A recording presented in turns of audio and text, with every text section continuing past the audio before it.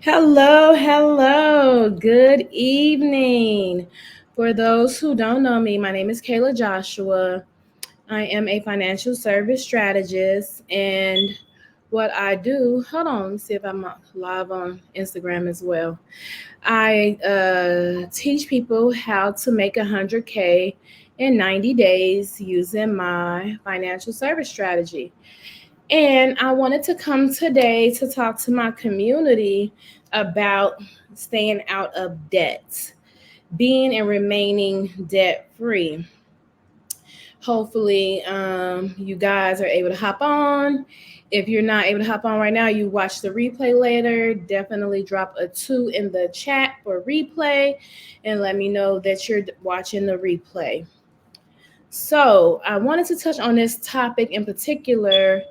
Hello, I can't see who it was that hopped on because it doesn't show me the name on StreamYard, but thank you for joining. And like I said, today is about debt. I wanted to talk on this subject in particular because I notice a lot of people, especially Black people, are in a position where we're barely making it, barely paying our bills, and we're living paycheck to paycheck. So it's like, what do we do to get out of debt? Hey, sis, how you doing, Kentrella? What do we do to get out of debt?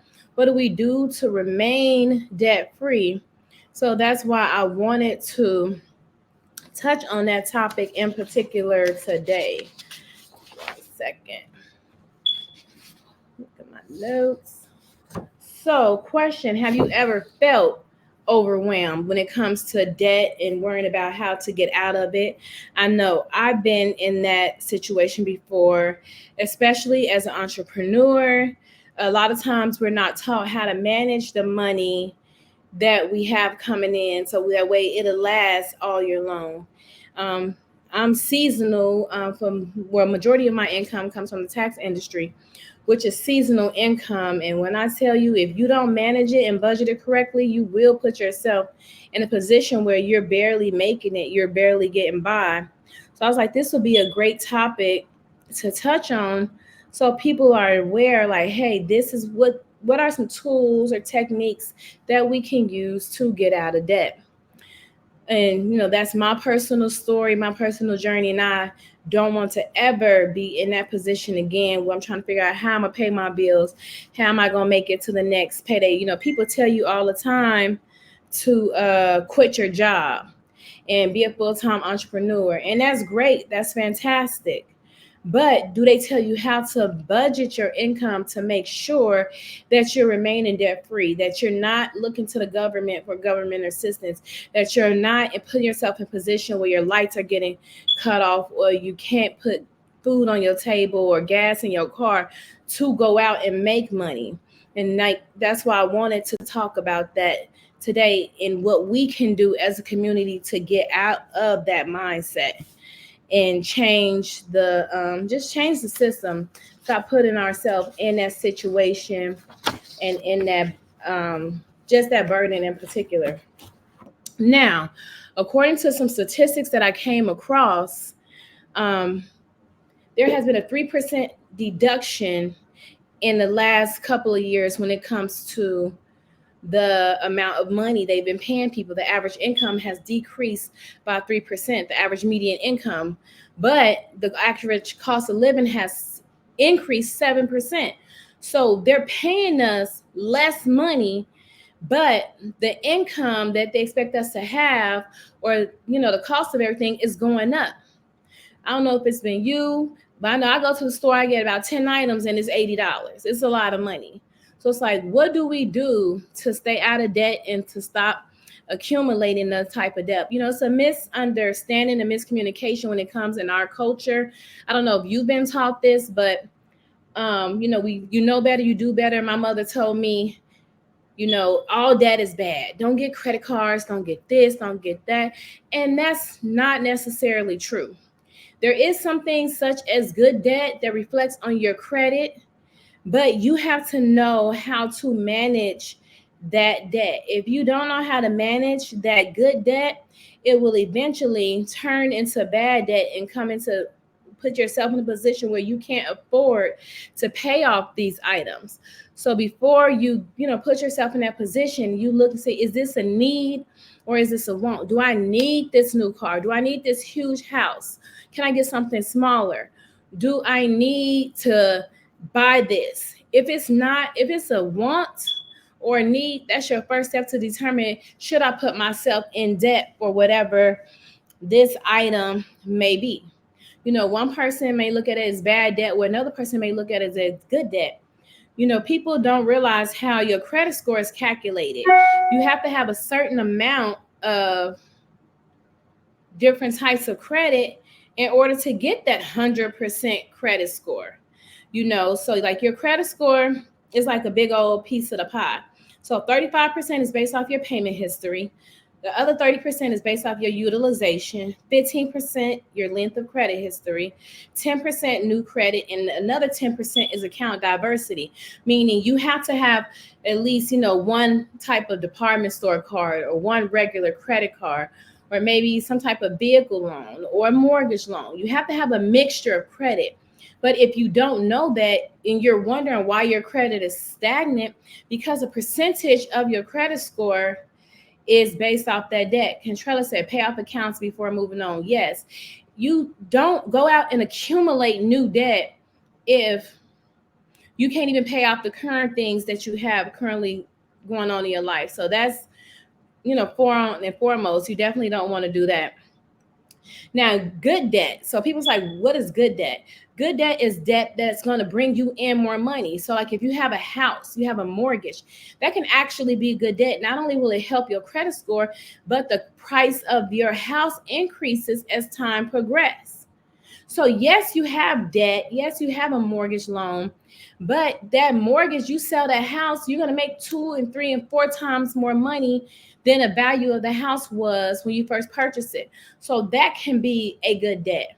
Certain auto loans can be a good debt if you're using the auto to maybe finance your business. You need the car to get around to make more money. That can be looked at as good debt. People don't want to admit it. Sometimes student loans can be considered good debt because you're getting a higher education, but you're doing that in hopes of, keep in mind, in hopes of getting a better paying job. Now, we all know that that's not necessarily true. We're all taught to go to school, get a good job, blah, blah, it's the American dream. Yeah, that's what they say, but that does not mean that's how life is going to work. That life is just going to be a piece of cake. You go to school, get this education, and then boom, you have this great paying job. One thing I did learn and I had read is that whenever you are contemplating going to school, if your income for the job that you're looking to get, if the cost of that schooling, the cost of that education is more than a year's salary, which you would make when you first do that job, then it may not be worth getting that degree. I know they don't want to tell you that, but it's the truth. It may not be actually worth getting that degree. So if you're trying to get a job that costs, if you leave out, finish school and a job is paying $200,000 in the first year, it shouldn't cost you $500,000 for that degree. Like, you just got to make it make sense. So you need to take things like that into consideration when you're looking at debt. Is it really going to be worth it in the long run? Is it going to be a good asset or it's not? So those are some things you need to do. So the first thing is ask yourself first, do I need this? Then number 2, well, what is going to be my return on investment? If I'm up in this money and I'm giving it to somebody, what am I going to get in return on this investment that I'm shelling out money for? I know I have a lot of different industries that I work in, mostly financial, and a lot of different companies. You can either start for free or you can pay money to join the business, and it's kind of like a turnkey business, which is great as well too. But it's going to take money to make more money regardless. Even if you have to go out and hop in your car and market yourself, go on social media and, have somebody assist you, get a VA, purchase ads, personal material. It's going to take money to make money. So before you put yourself in any kind of debt, whether it's personal debt, whether it's business debt, you want to ask yourself, can I afford this? Can I afford this? If you can't afford to pay it back, then that might be something you want to consider that I don't want to do. Like I said, not all student loan is a wise decision. They tell you to go to school, but 52% of the people who get a degree, and that's a lot of numbers. That's a lot of people. 52% don't ever make enough money to even pay off their student loans or get something in that field. So before you just hop into higher education, look and see if this is something I really want to do, and will I be able to get my return on my profit? Just like you have to treat school just like it's a business. Will I be able to get my return on my profit and know what to expect your first year in that profession? I paid, you really don't want to know how much I owe on student loans. I have my master's in social work and I owe a lot of money on student loans. I went to school, except for social work. When I look at the pay for social workers, it doesn't even come close to all the money that I owe for a higher education. So you need to make sure you research whatever industry you're going into before you shell out a lot of money and put yourself in a bad position, in a bad debt. A lot of people can't even purchase a home because they owe so much in student loan debt. Some lenders will just take 1% of their total loan debt in order to see if you're eligible for a home. Some will take 2%. But they're not just taking the minimum amount that you owe. They're looking at the whole totality of circumstances. So think about the future before you make a huge decision like that, as far as going to college or putting a lot of money into purchasing a car. I know people who own cars that are worth more than some people's home. And as soon as you drive off the lot, that car depreciates by thousands of dollars, thousands. I know a lot of people like Teslas. I have a business partner who her friend purchased a Tesla. They purchased a Tesla at the same time. One of them got into an accident, so of course her car is going to get paid off because she had gap insurance. The other one just wanted to trade in her car. She went to trade in her car not even a year later, and it was depreciated by $50,000. $50,000, and they will roll that negative equity over into your new vehicle. And you wonder why you have $1,000 car note on a Ford Escape. So before you put yourself in a big purchase like that, like I said, whether it's an auto loan, hey dad, auto loan, a mortgage loan, even student loans, find out, is it worth me putting myself in that financial strain? Can I afford it? Because of course they always hit you with the down payment. Oh, you only have to put $500 down or $1,000 down. Yes, but then you still have a car note of $500 a month. Then you still have insurance. The amount they're charging teenagers for insurance is ridiculous. Young Black men are paying $1,000 a month for car insurance. That's 3 times the car note. So is it worth it? Do the research before you put yourself in these positions. Now let's talk about some type of loans you definitely want to avoid. Now we're talking about loans that have high interest rates. The interest rates is based on your credit score. If you don't have good credit, they're going to charge you a lot on the interest rates.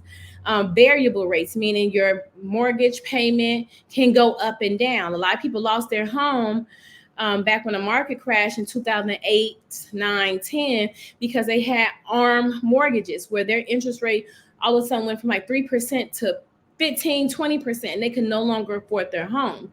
So if anyone says that they're offering you something that's a variable rate, you don't want to take that type of loan because that interest rate can fluctuate.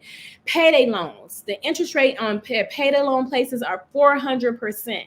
And that's not an exaggeration. That's the minimum. Sometimes it's higher than that. loans taken out for any type of discretionary purposes, credit card debt. Like I said, you do have to have some credit cards. Don't get me wrong. You do have to have some department store cards, but don't put yourself in a position where you put so much on your credit cards or your department store cards, you can't pay it off within that same month. I know a lot of people have like a little credit tricks. Oh, you pay half here, then you pay the other half later. No, if you spend $500, you should have $500 in your personal checking account in order to pay off that debt. You don't want to put yourself in that position where you can't afford to pay your credit cards down and you're studying accumulating debt at a 15, 16, 17% interest rates. So those are some of the things that you want to do to make sure you stay out of debt. But yeah, payday loan is the worst of the worst. If you can try to avoid it, try to avoid it. A lot of people end up paying more on the interest on a payday loan than they actually pay for the money that they borrowed. So keep that in mind. Some things to do, assess your financial situation, go through your bank account, get a highlighter, 2 colors, highlight all your needs, highlight all your wants. Let's try to eliminate some debt and stop spending unnecessarily, so that way we'll have that, that funds, and how much money you can afford to spend. So evaluate your income versus expenses. I have a budget sheet. I've been using the same budget sheet probably for 15 years, and it's so basic. And even though they have all of these apps, I use Mint.com, which has converted to Credit Karma, which I don't like, but Mint.com was the best. I use Rocket Money.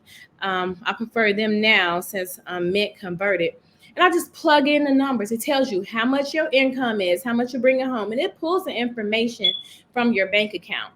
Then it tells you how much you have going out, and you're able to see a clear picture like, okay, am I living above my means? Where can I cut some expenses at? Where can I get some additional income from? If you see that you're not making enough income, get a side hustle, whatever it is, to bring in some additional income. Keep in mind, if you do get a side hustle and you're 1099, you have to pay taxes on that money.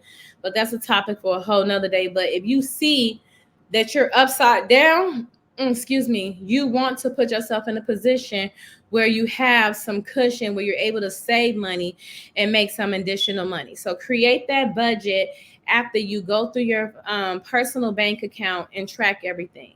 There's a lot of business owners in this group as well. If you're a business owner and you don't have a business bank account, that's unacceptable. Even if you don't have an LLC and you're just working as a solopreneur or entrepreneur, open up a separate checking account. You have to separate your business from your personal, so you'll be able to visually see what's coming in and what's going out, especially for tax purposes. But open up that account so you can create and track your budget, and what's going on with your income and your business. Some techniques, you can do if you are in a lot of debt. One of my favorite methods is the snowball method, where like if you say, I have all these high interest credit cards, how do I pay this down? I can't afford to give 5 different people all this money. Let's start off with the smallest one. Only thing the credit bureau is looking at to see is it paid off, not which one it is. If you want to try to increase your score, if you have one you owe 500, one you owe 1,000, one you owe 1,500, focus on paying off the one for 500 first. Boom. Next. And they call it the snowball method because now you rolling. Okay, let's go to the next one. Okay, now I'm gonna pay off the one that's $1,000. Or you could do the avalanche method, where you start with the big one and then work your way down. Either or, you have to start somewhere. We cannot continue to put ourselves behind the curve when it comes to these things. We're already at a disadvantage when it comes to our community. We're already at a disadvantage. We already don't get the loans we should get. We already don't get this because there's so many discriminatory practices in place. So why not beat them to the punch and do the best we can to make sure we're not putting ourselves in that type of, in our type of debt. I personally can speak for myself. I have 1 million degrees, but my master's degree compared to the white person's high school diploma is the same thing. The average net income of an African American woman that's in their prime when it comes to age is and not necessarily income. What did it say? It said the average, it was a crazy number. Oh,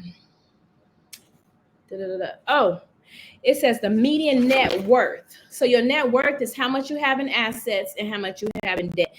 And once you add it up, subtract it, etc. The average net worth of a Black woman at her age, her prime age, to have it's in her account between assets and income is $5.30. $5.30. The average net worth for a single white woman is $42,000. What's wrong with that picture? What's wrong with that picture? So they're basically saying after we pay all of our bills and pay all our debts, based on the income we have, what's left over, we're left with $5.30. If the white woman, same age, same status, did the same thing, they would be left with $42,000. There's definitely something wrong with that picture. The average student loan for people is $37,000. And Black people have the highest amount of student loans because we feel like we have to have the best education just to get on the equal playing field. And it's true.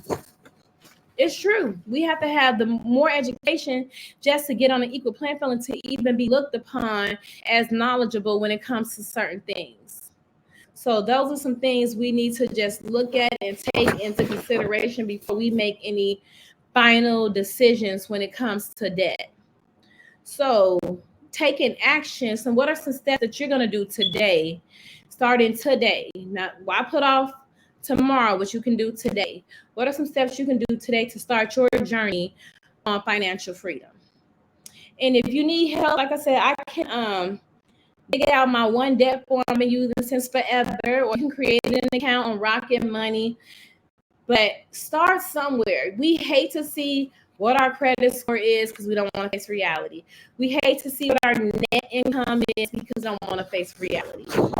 We hate to see how much debt we're in because we don't want to face reality. Sit down and write down, how much do I owe in credit card debt, mortgage, car, not the car note, but the total amount I owe in a car loan. How much do I have in income coming in? Does this work? Where is the gap? Is something going on with this picture? Am I able to sustain myself? And if you need some assistance with that, definitely contact me. You can reach me at joinkayla.com and schedule a consultation.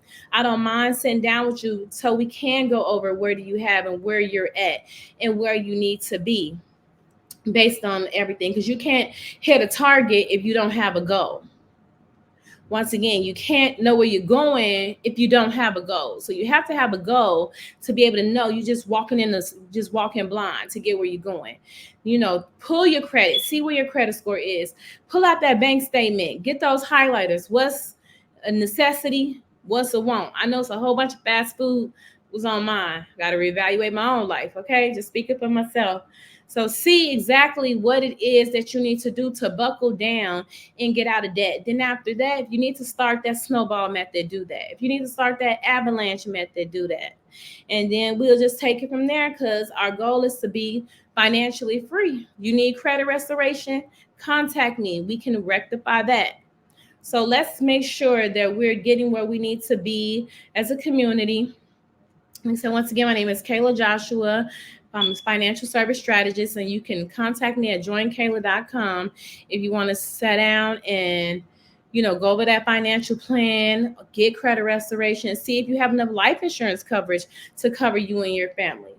Your life insurance coverage should be 10 times whatever your current annual income is.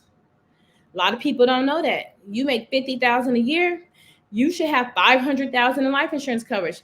Might be more depending on how much debt do you still own on your house. How much debt do you still on your car? Oh, you still owe $300,000 on your house, so that's another $800,000 you need in life insurance coverage. Oh, you still owe $20,000 on your house. On your car. So all of those things we need to look at, so that way we'll know if we're where we need to be financially, because we don't want to leave our family with any type of burden. Okay, no more GoFundMe's, fish fries, or anything like that. We want to make sure they're straight. Oh, and one more thing too before I go, I made a post today on my personal page. Make sure you contact your banks and update your beneficiaries.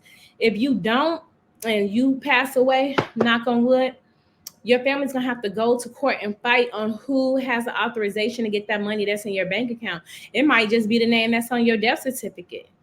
You know, I worked in banking for 15 years and I've seen it happen so many times. Some people will come in afterwards looking for the money, and auntie or baby daddy or baby mama came and got the money out the account and it's gone. So call your financial institutions and say, do I have a beneficiary on my savings account? Do I have a beneficiary on my checking account? So that way you know your money isn't going to go to the state and people are not fighting over your money. All right, you guys have a good night and thank you for attending, and I will see you guys next Thursday.